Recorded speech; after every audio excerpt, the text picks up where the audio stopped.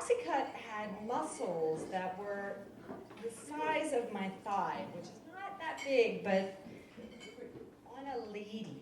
And I use the word lady very loosely. Very loosely. I had been working the flip trade of the loose lesbian community in San Francisco for about 2 years. And what I mean by flip trade is that I really hit a market of women that was kind of those women that sat right on the fence of heterosexual but very curious and looking for someone to lead them over to the dark side in a very not lesbian way at all whatsoever. So as long as it was a safe space for everyone to be able to, I got it. So I had been working this flip trade for, I'll say a year or two, loosely. And so I had sort of been burned by a certain experience in which I can recommend to everyone, you should not have sex with a woman about a week before her wedding. You should definitely not even consider that. But I was blinded by the fact that she had these amazing big tits that were enhanced. And she had pointed out to me that there was a slight valve over here in which she was able to increase the size of her breast if she so wanted. And therefore I was distracted by that, as one would be, to see said valve up close. And that didn't turn out so well for me in the end. She sort of had a little bit of a panic attack before the wedding. And after that it occurred, I really said to myself, I'm really going to change directions here. I really want to fuck a real lesbian.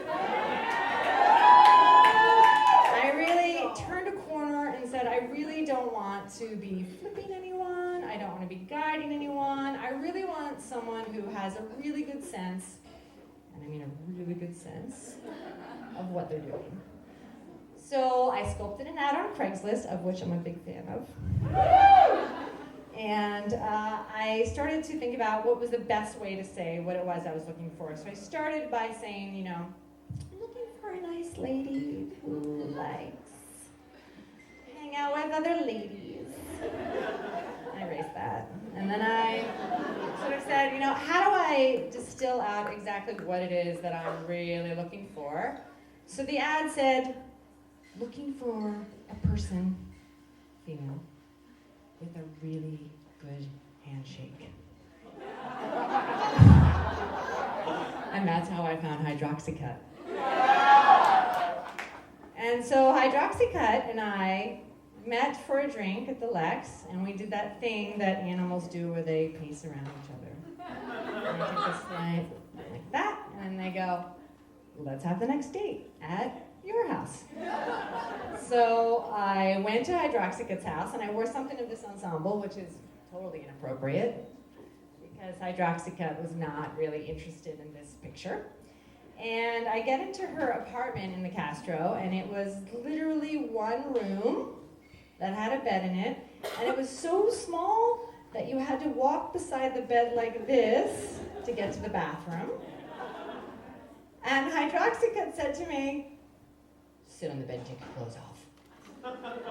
And I was just like, I think I have found what I have been looking for.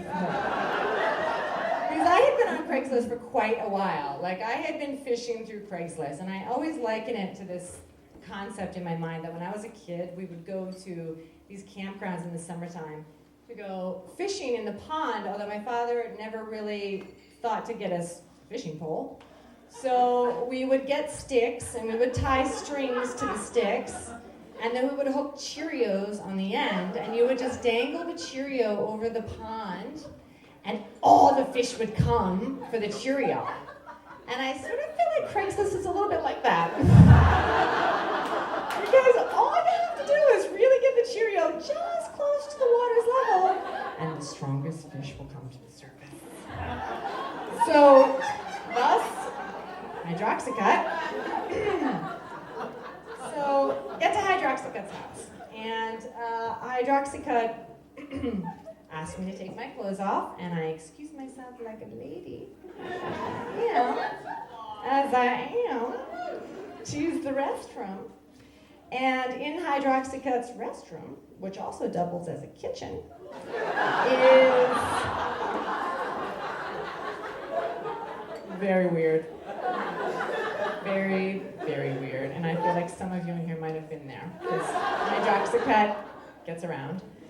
And next to the bathroom sink is a George Foreman grill that apparently Hyrdoxycut makes soup in.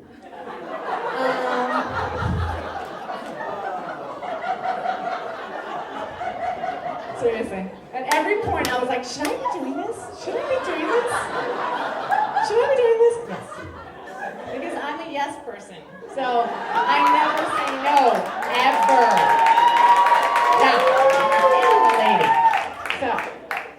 So next to the George Foreman grill, in the absence of a hand towel to dry my hands, is big containers of Hyrdoxycut, which is apparently some sort of muscle enhancing, some sort of diet thing. And I was like, that's her name now.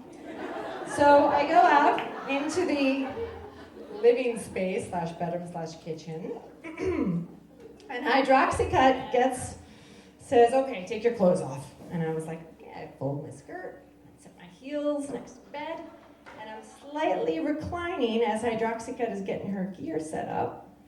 And behind my head on the bed is a metal bar mounted to the wall. And I naively say, because I swear to you now, heterosexual girls do not have bars mounted to their wall. Never. I am obviously not fucking the right heterosexual girls then. So I very subtly say to Hyrdoxycut, what is this bar for? And Hyrdoxycut turns to me and says, that's what you're gonna hold on to when I fuck the shit out of you.